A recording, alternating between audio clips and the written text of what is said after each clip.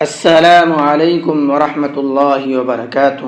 امید ہے کہ سبھی احباب بخیر و عافیت ہوں گے، اور دعا ہے کہ اللہ تبارک و تعالی سبھی کو خیر و عافیت کے ساتھ میں رکھے۔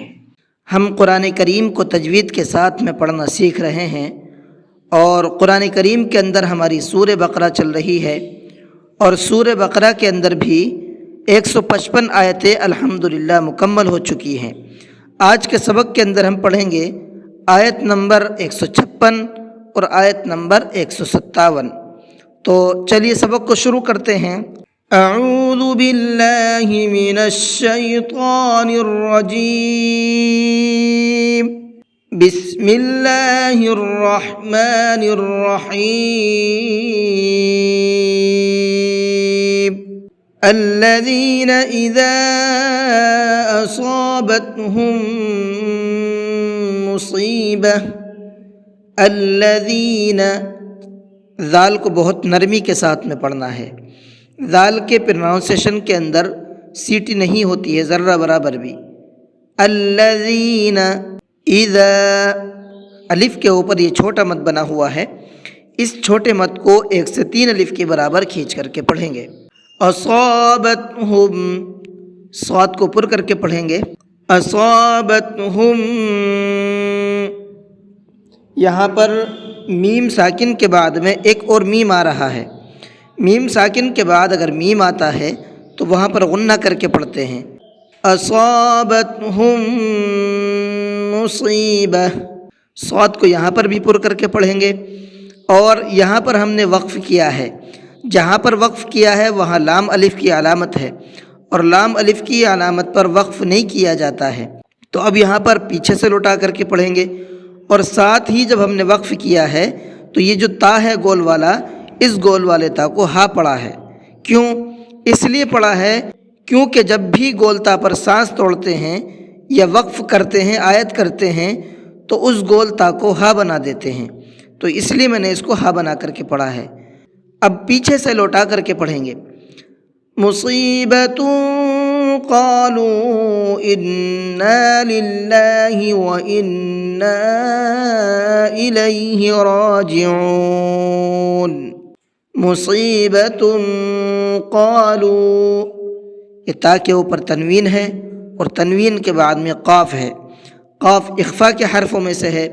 تنوین کے بعد میں اخفا کے حرفوں میں سے کوئی بھی حرف آتا ہے تو وہاں پر تھوڑا سا اخفا کرتے ہیں، آواز کو ناک میں چھپا کر کے پڑھتے ہیں۔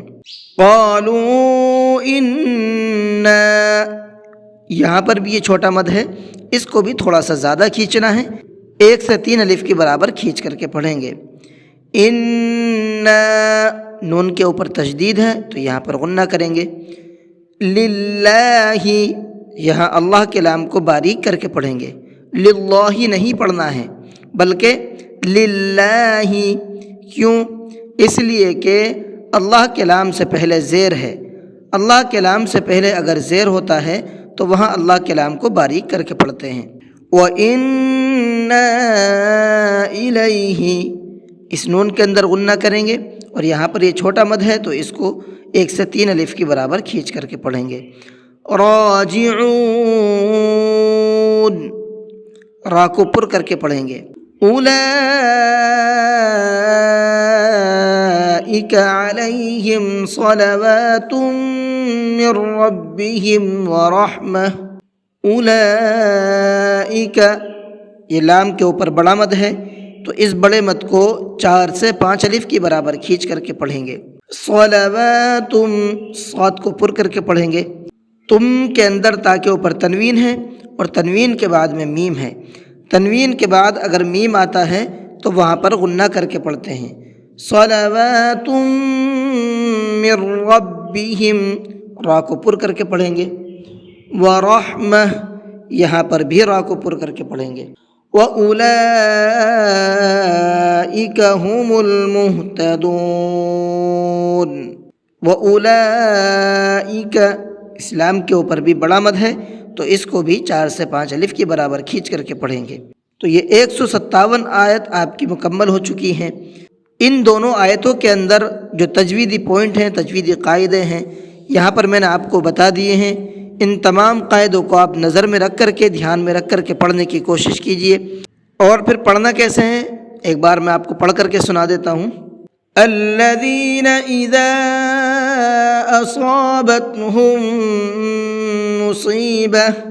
مصیبۃ قالوا انا للہ وانا الیہ راجعون اولئک علیہم صلوات من ربهم ورحمہ وَأُولَئِكَ هُمُ الْمُهْتَدُونَ۔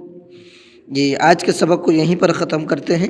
السلام علیکم ورحمۃ اللہ وبرکاتہ۔